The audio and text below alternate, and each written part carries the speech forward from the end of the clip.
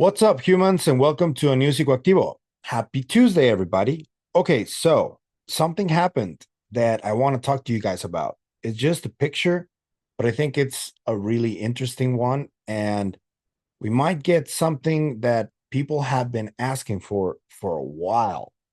And that something is potentially Dr. Hal Puthoff on the Joe Rogan experience. I mean, I hope Joe has been doing his reading lately. I know he reads a lot. But before I continue, I'm going to ask you to please hit the like and subscribe button so you can help the algorithm keep choosing us, the Psicoactivo videos. That really goes a long way.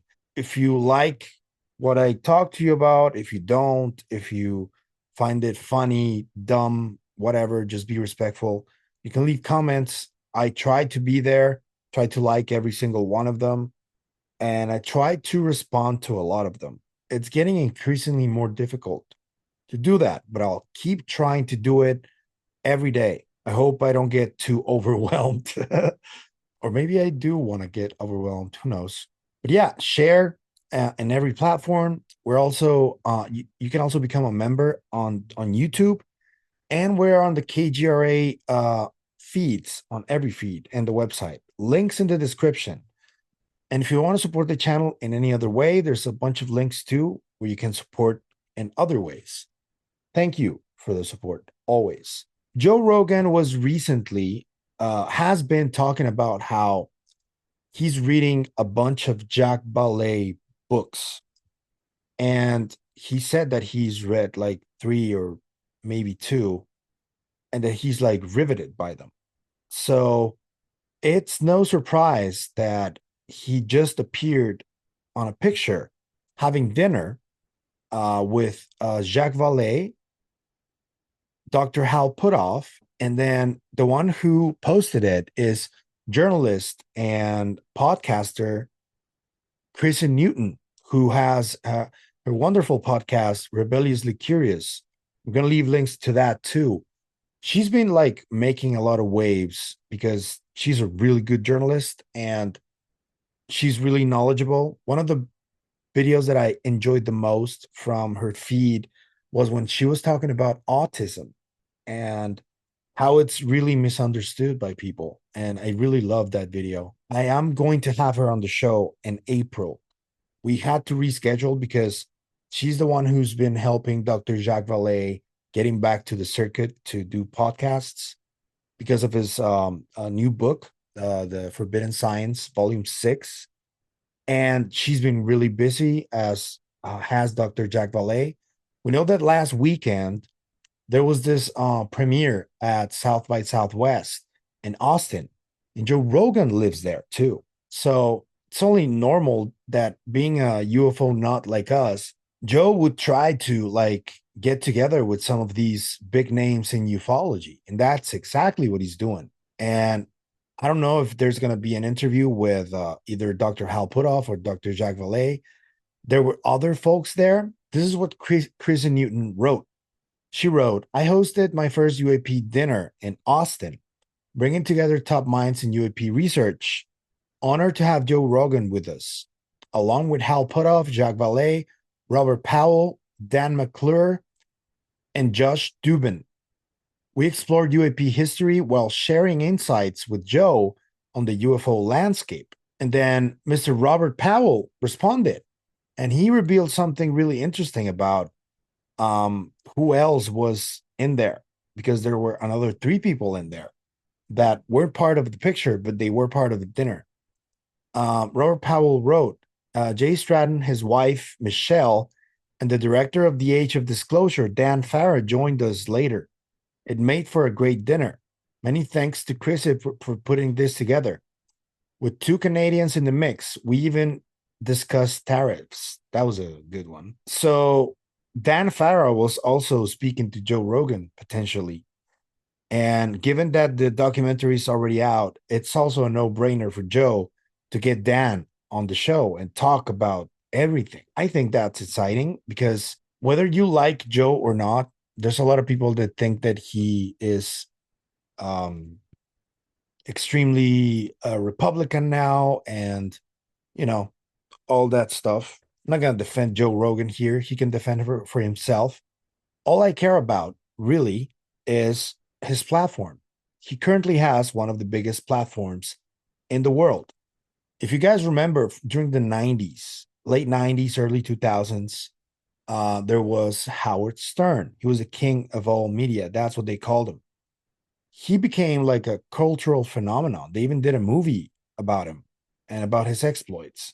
He used to be very different to what he is today. Certainly more of a riot before, you know. And during that time, he like really interviewed everybody. And whenever people did the Stern show, they knew that it was a big deal. And Howard had a very interesting style of interviewing people because he used to like really get in the nitty gritty and some really uncomfortable topics for some of the biggest and most famous Hollywood stars or rock stars or whatever. And now Joe, I think it's the equivalent of that in today's world. Whenever people are going to do Joe Rogan, they know that pretty much their life will have a like a really big change just because of that. You know, that type of exposure is massive, and that's why I tune into some of Joe's episodes because he talks to everybody. He spoke to Thomas Campbell recently, who wrote the book My Big Toe, which talks about a theory of everything. And he's spoken to a lot of people from the scientific community, from the ufology community, directors, actors. He speaks to everybody, and they always talk about really interesting topics, regardless of what you think about them. That's the reality. Plus, people who are not in the States, they see all of this like left versus right confrontation in a very different light. I mean, I'm from Mexico. I come from a country where the government is really corrupt.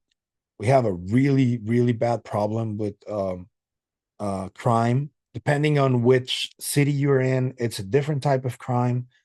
So we have a different way of regarding life because 2 miles away from here, there's people getting shot daily, just 2 miles away from my house. And I don't know, it's just stuff like this, like left, right politics and differences of opinion become really mundane when you grow up in a place where it's really different. The culture is very different. So looking stuff like this, like Joe, when there's like a difference of opinion about him, I don't see it that way, you know? It's very different for me. I know that Joe, it's like not the smartest guy in the world. He's really smart. I mean, he's a really successful person, the king of media right now, you could say. But I think that the reason he started doing these conversations with really smart people is to become smarter himself. That is something that I am learning from every guest that I have in the show. So I completely understand that.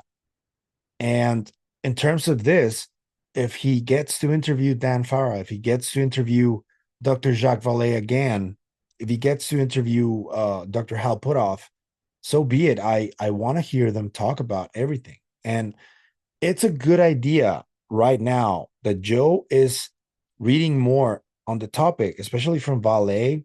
He probably already read Dr. Hal Puthoff's papers.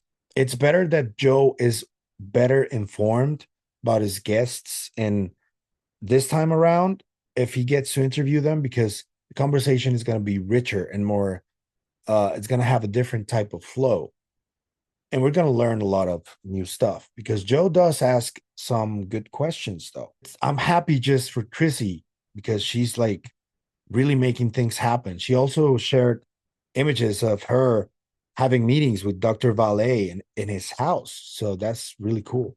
I'm happy that she's doing really well in this space, and I think we need more women in ufology. To be honest with you, the world is already a lot of testosterone everywhere, all the time, and nothing bad with it. I mean, I'm probably gonna do TRT when I'm old, but I think there needs to be a balance. Right now, it's not balanced. It hasn't been balanced for hundreds of years, if not thousands. So it's good that people like Chrissy are doing these important things. She's leading the conversation there on that picture, which is fucking cool.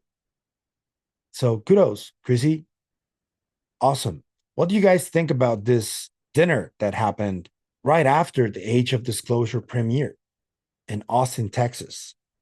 What do you think was discussed?